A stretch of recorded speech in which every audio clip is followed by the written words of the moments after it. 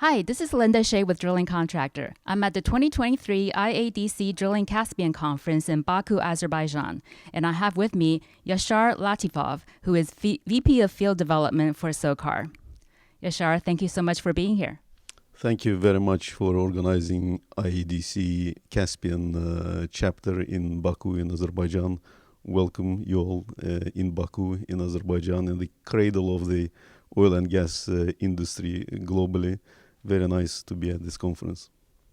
So we know that Azerbaijan and the Caspian is a thriving market for drilling, but you mentioned in your keynote yesterday that the landlocked nature of the Caspian. So what kind of challenges does that pose to this market, and what do you think the industry needs to do to address that?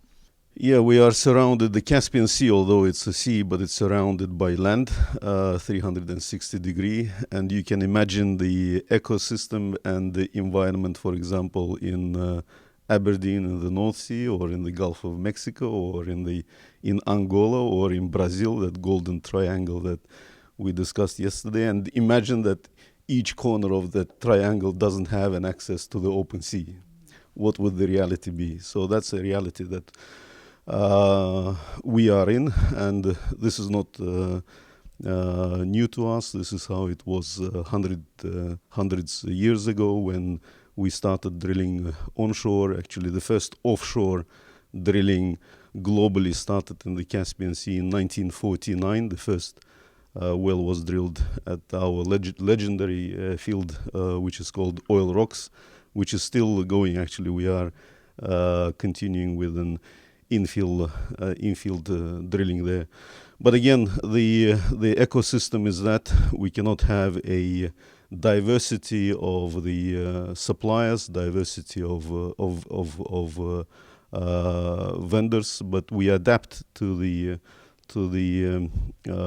conditions in order to have here with us the best of the best, the brightest of the brightest in terms of the people, processes, procedures, and equipment. That's what makes things happen. So you mentioned in your presentation yesterday that the well complexity here is increasing. So what are the main technical challenges that you face? Geologically, we are looking what is best globally in the world, like again in the North Sea, or in Alaska, or in the Gulf of Mexico. And of course we have got I think in the partnership with the global champions, the best that the global industry represents. But Azerbaijan is unique with its geology. It's very young geological basin. It's cold, so to speak, and it's like in North Sea in Norway, it's the geological formation which has got the history of 150 million years. The Azerbaijan's geological formations, productive zones, have got like 4 or 5 million years. And they are represented by unique, unconsolidated, fine sand formations. So the sanding is one of them. So if ERDs are possible in different geological conditions for 10 kilometers elsewhere, here it's only 4 or 5. That's the limit that we can push. And but again, this is something that our scientists, our geologists, our reservoir engineers have been handling together with the foreign partners in the modern history of Azerbaijan.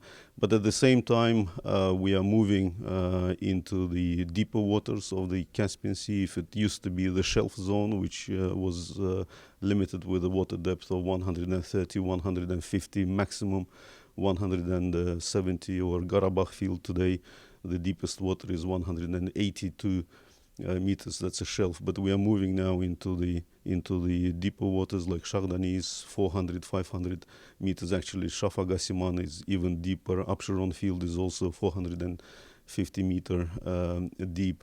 So that's the challenge in terms of the infrastructure and in terms of the rig solutions. But at the same time, as we move into the deeper reservoirs, it's not like conventional oils. We are moving into the 15,000 psi pressure zones, even up to 18, 19, and 1,000 psi's. And these geological conditions represent, or probably are represented in a handful number of fields globally with the pressure zones. But not only pressure zones, but the pore pressure reservoir gradients are represented by a very, very narrow window. So our drilling engineers have to navigate the drilling conditions like through a knife edge or through a thin ice to make sure that we do not have either lost circulation or a kick. And but the level of the intellect and the tools and software and pioneering approaches enable us to push the frontier line and make impossible things to happen. In the same way as in 1949, the first offshore well was drilled. Today, we are continuing with our pioneering approach. So as you said, you're moving into drilling into deeper waters. So one thing you specifically mentioned yesterday was that you would like to see the application of jackups in deeper water depths to 300 to 500 meters. So what are the challenges to doing that? Well, it's coming from the fact that, again, with the landlocked nature of the Caspian, we cannot bring like new jackups or new semi-submersible rigs. Currently, we have got 4 semi-submersible rigs, and 3 of them are rated or suitable for 15,000 psi drilling, pressure drilling conditions. But we need, with the business plans, we need more and need to extend the toolkit of the rigs in order to adapt them into our conditions.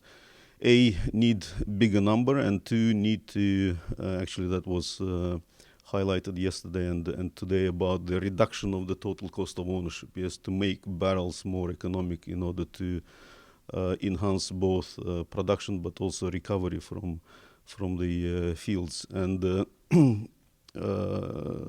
semi-submersibles can drill at water depths of 200 meters and above. But another challenge is that the Azerbaijan is known as a city of winds, land of fire, and it's a country with the biggest number of the mud volcanoes. And it's not only onshore that you can observe in the area of Gobustan, for example, but our most prolific gas condensate formations are located in the seabed conditions, which are full of those indications of the mud volcanoes, that at times it's becoming even difficult to anchor and locate a suitable place for semi-submersibles. So one of the pioneering ideas that we've been reviewing, actually together with DNV as one of the renowned classification societies, is to see if we can actually elevate the seabed level artificially, create an elevated seabed from 400 meters up to 320, 340 meters, so that conventional jackups can stand on that, let's say, seabed chair and comfortably drill. So that's one of the things that we are trying to pioneer and see if it will enable us to unlock reserves which are economically prohibitive today. Wow, sounds like there's a lot of innovation going on. So lastly, what would you like to tell the drilling contractors of the world? Is there anything they can do to help you make SOCAR's projects better? Yes, definitely. Today, the targets for recovery rate onshore are going well above 50% for offshore conditions.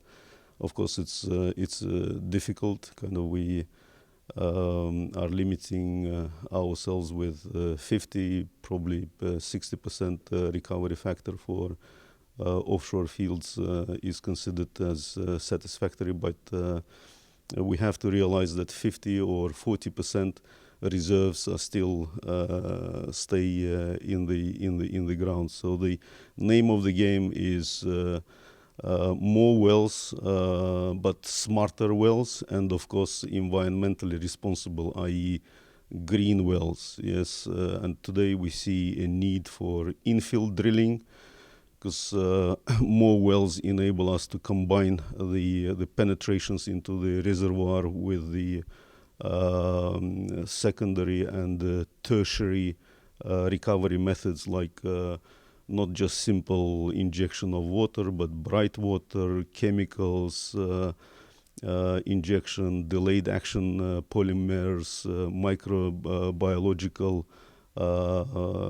injection of substances into the reservoir in order to maximize the sweep effect. So it's about both infill drilling and also, of course, smart and efficient and economic exploration drilling. And whilst we are representing as SOCAR the government of Azerbaijan in the capacity of the hydrocarbon owners, but we are at the same time the operator and partner with our loyal partner companies here in Azerbaijan, but the market players are represented by our honorable contractors and subcontractors. So the Azerbaijan is the right place, right playing field. The time is right, as it has always been here. It's a proven and extremely interesting oil region and oil province, and I'm sure that the right parties, i.e. contractors and subcontractors and service providers will prove that they are right parties at the right time, at the right place, and that would be the formula for success. Well, Yashar, thank you so much for being here, taking the time to speak with me. Of course, we greatly appreciate SOCAR's support of IEDC and of our Drilling Caspian conference. Appreciate your time. Yeah, it's a pleasure, and thank you very much for organizing this brilliant event. Over 150 delegates and representatives, and especially the invitation to the younger generation of the community members, of the students who are full of energy, and of course the future belongs to them, and they received all the right messages yesterday and today. Thank you. And thank you for joining us on drillingcontractor.org.